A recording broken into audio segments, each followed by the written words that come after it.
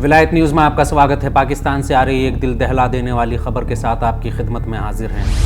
पाकिस्तान के पेशावर में एक बार फिर मस्जिद को निशाना बनाकर किए गए आतंकी हमले में कम से कम 17 लोगों की मौत हो गई, जबकि घायल होने वाले लोगों की संख्या भी 90 से ज़्यादा है। मीडिया रिपोर्ट्स के मुताबिक ये धमाका पेशावर पुलिस लाइंस में मौजूद मस्जिद में हुआ। आतिमघाती हमलावर नमाजियों के बीच पहली सफ में था। ये धमाका नमाज ज़ोहर के फ़ौरन बाद हुआ। कहा जा रहा है कि ये धमाका इतना ज़ोरदार था कि उसकी वजह से मस्जिद का एक हिस्सा पूरी तरह से ढह गया।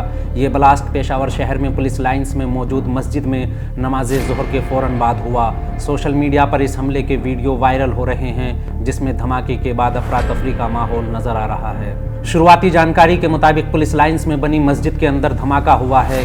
न्यूज़ एजेंसी AFP के मुताबिक कई लोग मारे गए। हालांकि अब तक 17 पुलिस वालों की मौत और 90 लोगों के घायल होने की खबर है। पाकिस्तान आर्मी ने इलाके को अपने घेरे में ले लिया है। मस्जिद के करीब ही आर्मी की एक यूनिट का ऑफिस भी है। जियो न्यूज़ के मुताबिक ये धमाका काफ़ी ताकतवर था और इसकी आवाज़ 2 किलोमीटर दूर तक सुनी गई। पुलिस लाइंस में मौजूद लोगों का कहना है कि धमाके के बाद धूल और धुएं का गुबार देखा गया। इसके बाद फायरिंग की आवाज़ें भी सुनी गईं। मीडिया से बातचीत करते हुए पेशावर के पुलिस इंचार्ज सिकंदर खान ने कहा कि धमाके की वजह से मस्जिद का एक हिस्सा पूरी तरह ढह गया है। मलबे में भी कई लोगों के दबे होने की आशंका है। गौरतलब है कि इससे पहले भी पेशावर में पिछले साल एक शिया मस्जिद को निशाना बनाकर किए गए आतंकी हमले में कम से कम 62 लोग मारे गए थे। मारे गए सभी लोगों का ताल्लुक शिया समुदाय से था।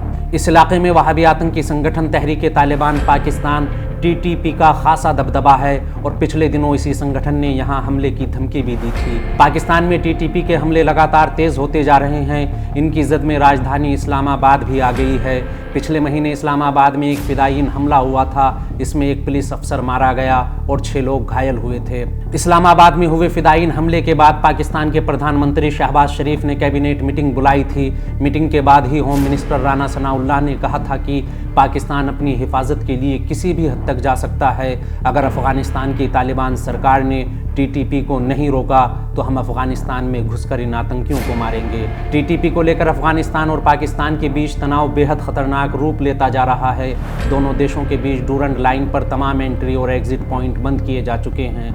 हालात ये है कि 2 महीने में दोनों देशों के बीच फायरिंग में करीब 16 पाकिस्तानी सैनिक मारे जा चुके हैं। आज की इस खास खबर में फ़िलहाल इतना ही। देश, दुनिया, मिडिल ईस्ट और इस्लामी देशों की अहम खबरें जानने के लिए विलायत न्यूज़ के साथ बने रहिए।